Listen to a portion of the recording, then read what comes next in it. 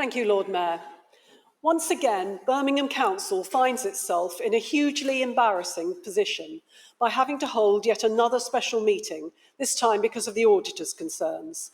A report written before this afternoon's even more chaotic scenes and before the Commissioners arrived.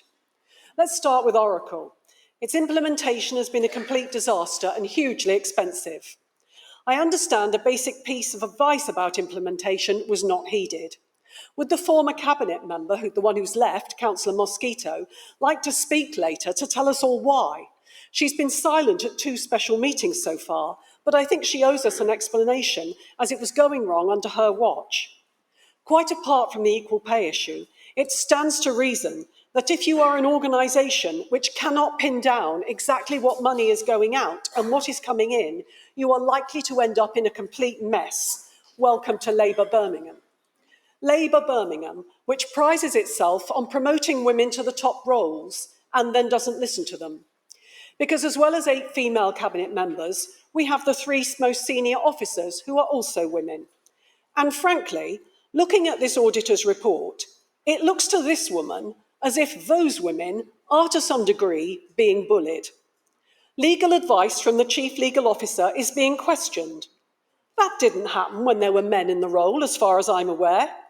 Is it considered easier by some men to have a go at her because it's a woman in that position?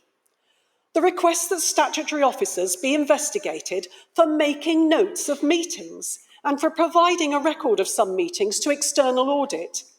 The auditors respond that they would expect officers to make notes of internal meetings. Wouldn't anyone expect that? I certainly would, but not some people in Labour, obviously.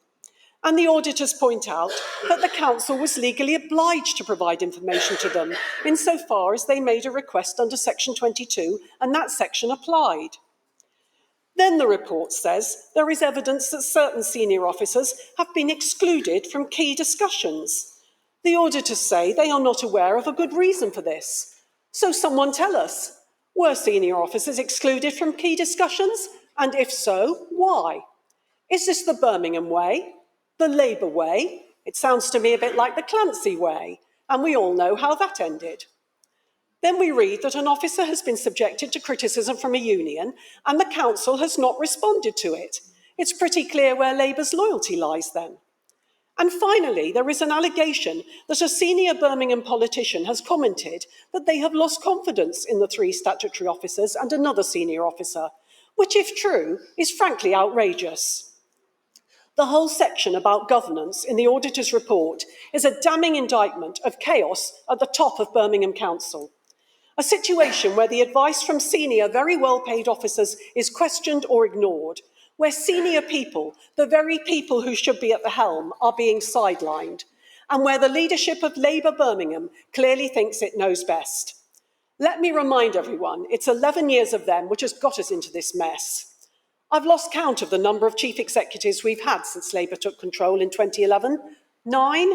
For whatever reason, no one stays. And what's the thread running through all these disappearing chief executives? The one constant, Labour in charge.